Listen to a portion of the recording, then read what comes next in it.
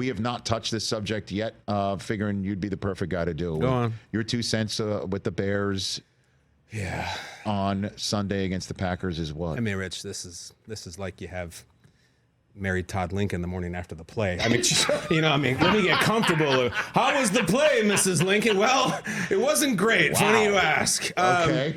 All right, so emotional game. But just before you get into that, I've never had a guest compare him or herself to Mary Todd Lincoln before. Sally Field plays me in the movie, guys. That's it. Should have won the Oscar. Emotional game for the fans, and I mean football, not even what happened yesterday.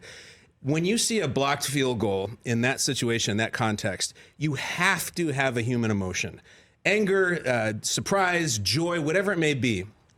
I promise you, Rich, when that kick was blocked, I had zero human reaction whatsoever. I'm sitting here, and here they go, and the snap is down, and they missed the kick, and it's blocked, and the Packers win. I didn't even bump my heart rate. You talk about Jodie Foster. Remember Dr. Chilton in Silence of the Lambs was talking about Hannibal Lecter? He goes, his pulse never got above 85, even when he ate her tongue. My pulse never even hit 75 when they blocked the field goal. It was this terrible, terrible feeling of having no feelings. That's what they've done to anybody connected to the Bears right now.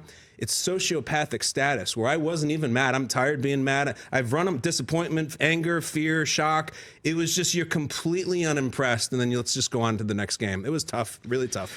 Well, I have some numbers here. What do you got? I have some numbers here that I think can give you a little. I mean, there was a bump.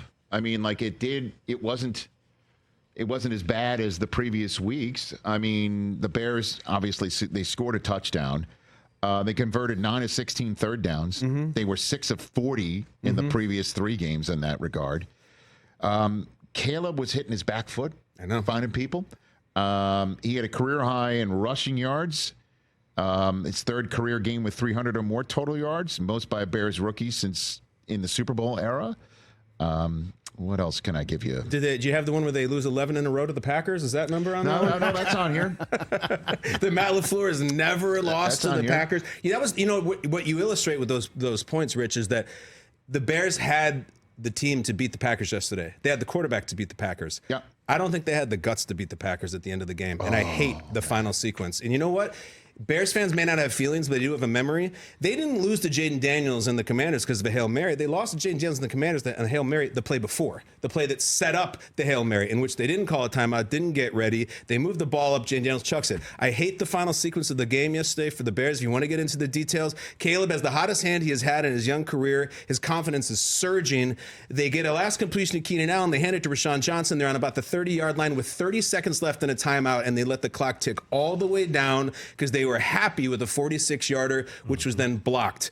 There are players on the Packers field goal block team who said, we were actually expecting them to run another play. We had seen that Cairo Santos was kicking it. They all saw it. I don't think they played to win at the end of that game. And I will give you an example of what they should have done.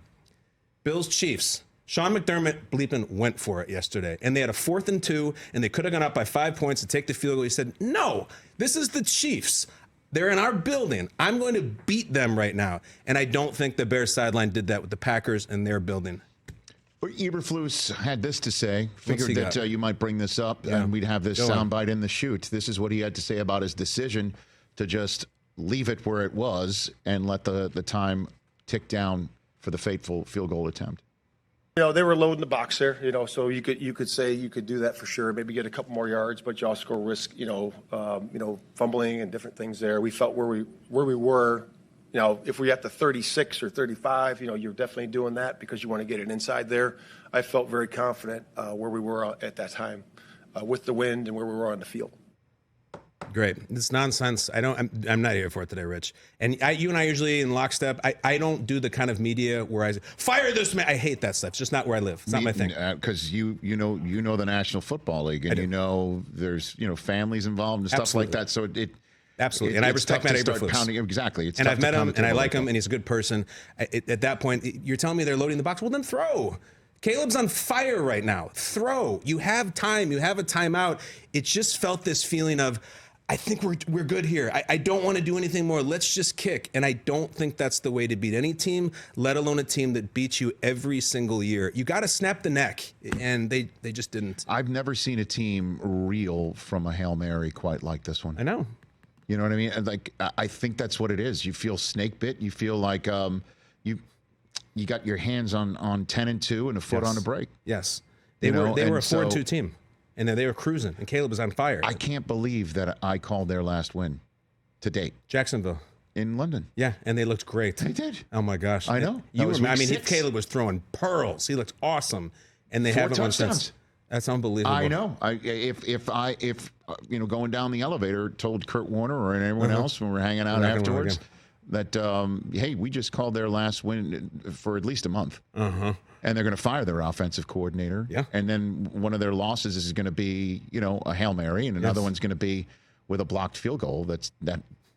Imagine if you had told Kurt, see that number 29 down there, that backup for the defensive back? Tyreek Stevens is going to be a household name. Like, everybody knows who that guy is now, and they always will. Or in Munich, when we're in Munich talking to the Carolina Panthers about what was happening with the Panthers, that a week later, the care of Caleb Williams would be placed in the hands of a man who was the offensive coordinator for this whole thing the previous year. Like one who got them the guy. That they were going to audible to Thomas Brown. I know. But at least, again, it did look better. And then I don't know if this is going to be helpful. I have an old gen stat right here. Not next gen, old gen. Oh, these are old gen stats right here. Go ahead and hit it. Let me see. Old gen stats. Oh, great. I love this. Yeah, we've got animation and pencils and a whole setup. The blocked field goal. Yeah. That cost the game for the Bears. It was the first and only blocked field goal by the Packers of a potential game-tying or game-winning field goal on the final play of the game since November 26th, 1939 against the Cleveland Rams. 39? That's the last time it happened. Those are the kind of things that are happening right now, the 30s. And that's our old gen stat. Beautiful. Here on the Rich Eisen Show. Oh, closing animation as well. Absolutely. Window dressing. And we have an old gentleman voice in it. It's everything. Dirty baseball. It's all good. Yeah. Does that make you feel any better that it's the first time? I feel totally better. Yeah, that's completely cleared it up. Because these are things that just happen once in centuries. But I appreciate you reaching for some sort of positivity. The positivity for the Bears might be, and I mean this, they're very good against the Lions, and that includes the Dan Campbell Lions. They smacked them last year with Justin Fields. Like they don't usually they don't play as well as they do against the Lions. They have, I don't want to say they have their number, but they have a chance against them, and Caleb looked good. So that's what we're doing. Catch the Rich Eisen Show every single day on the Roku Channel, 12 to 3 Eastern for free.